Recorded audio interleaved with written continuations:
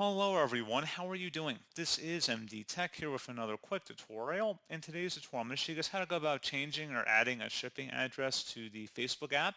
So if you're on Facebook Marketplace on the Facebook app on your iOS or Android device, and you're looking to add or modify your shipping information, in today's tutorial, I'm going to show you guys how to do it. And without further ado, let's go ahead and jump right into it. All you have to do is open up the Facebook app and select your profile icon on the top right.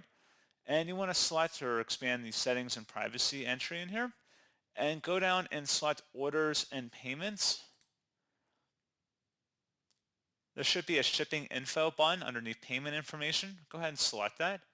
And now that we are in here, you can go ahead and edit your shipping address by selecting shipping address.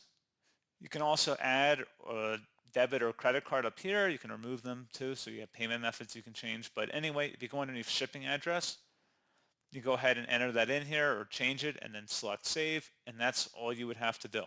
So pretty straightforward process, guys, and as always, thank you for watching. I do hope that I was able to help you out, and I do look forward to catching you all in the next tutorial. Goodbye.